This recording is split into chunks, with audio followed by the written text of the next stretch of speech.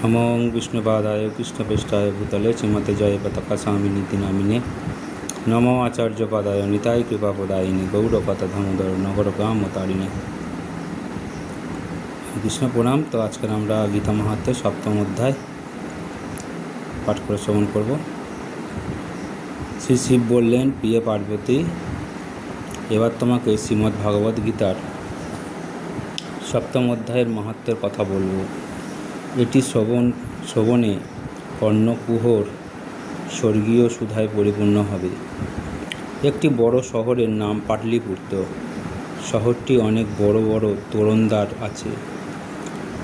এই শহরে শঙ্কুকর্ণ নামে এক ব্রাহ্মণ বাস করত। সে ছিল একজন ব্যবসায়ী।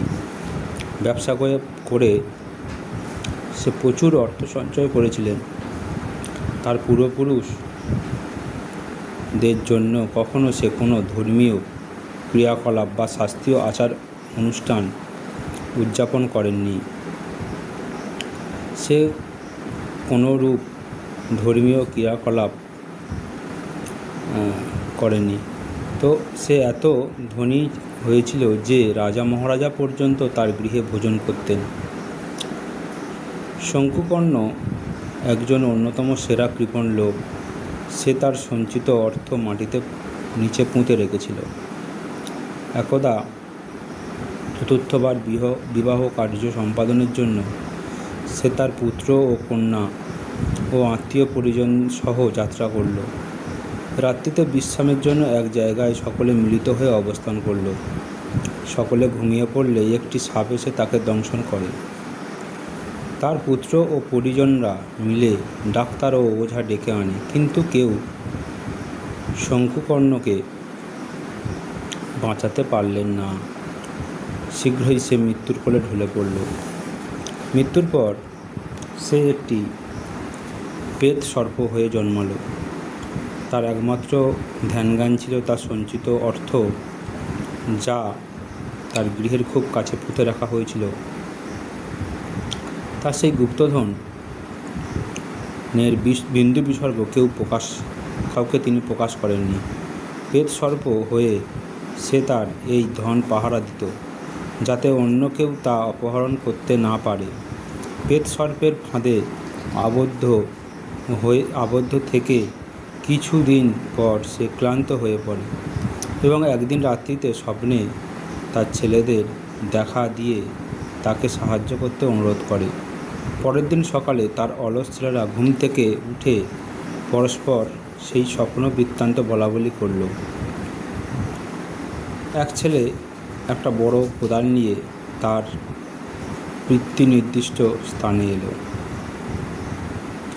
নির্দিষ্ট স্থানে পৌঁছে সে বুঝতে পারল যে গুপ্তধনের সঠিক স্থানটি সম্বন্ধে সে অবগত নয়। এই ছেলেটি ছিল অত্যন্ত লোভী। অনেকক্ষণ ধরে সে স্থানটি খুঁজল এবং যখন সে সাপের গর্ত দেখতে পেল, তৎক্ষণাৎ খুঁড়তে শুরু করল। অল্পকাল পরেই বিরাট এক ভয়ঙ্কর সর্প সেই গর্ত থেকে বেরিয়ে এসে বলল, হে মূর্খ, কে তুমি? কেন এখানে এসেছো? কে তোমাকে এখানে পাঠিয়েছে? এখানটায় তুমি খুঁড়ছো কেন? আমার প্রশ্নগুলির শীঘ্র উত্তর দাও। পুত্রটি বলল, আমি তোমার ছেলে, আমার নাম শিব। গতরাতে আমি স্বপ্নে দেখেছি এখানে গুপ্তধন কোথা আছে, তাই আমি সেগুলো নিতে এসেছি। ছেলে শিবের কথা শুনে প্রেত সর্পটি হাসতে লাগলো। পরে বলল, তুমি যদি আমার ছেলে, তবে কেন এই নরককুণ্ড থেকে আমাকে উদ্ধার করতে এতদিন কোনো প্রয়োজনীয় শাস্ত্রীয় আচার অনুষ্ঠান করনি? সেই জীবনে লোভের বশেই আমি এই সর্পের শরীর পেয়েছি, আর তোমরাও সেই একই দিকে অগ্রসর হচ্ছ।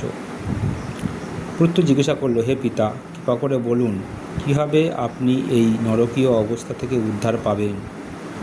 প্রেত সর্পটি উত্তর করল, কোনোরূপ দান ধ্যান ও যোগ্য তপস্যার দ্বারা নয়, শুধু ভগবদ্গীতার সপ্তম অধ্যায় পাঠ করলেই আমি জন্ম মৃত্যু চক্র থেকে উদ্ধার পাব। হে প্রিয় পুত্র, দয়া করে আমার সাধ্য শান্তি করো এবং সেই দিন গীতার 7ম অধ্যায় পাঠে অভ্যস্ত এক ব্রাহ্মণকে নিমন্ত্রণ করে পেট পুড়িয়ে অতি উত্তম খাদ্য খাইয়ে দাও। অন্য ভাইদের সঙ্গে শিব পিতার নির্দেশ পালন করল।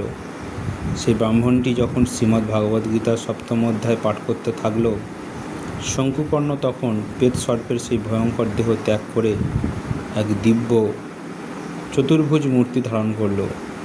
সে তার পুত্রদের আশীর্বাদ করে গুপ্তধনের স্থানটির কথা বলে বৈকুণ্ঠে চলে গেল। তারপর তার পুত্রদের মন যখন কৃষ্ণ সেবায় নিবন্ধ হলো,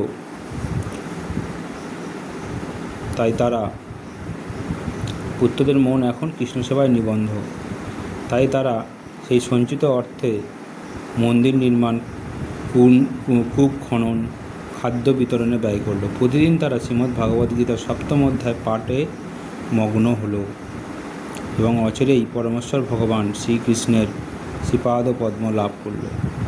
শ্রী শিব বললেন, প্রিয় পার্বতী, ভাগবদ্গীতার 7ম অধ্যায়ের অপূর্ব মাহাত্ম্যের কথা তোমাকে বললাম।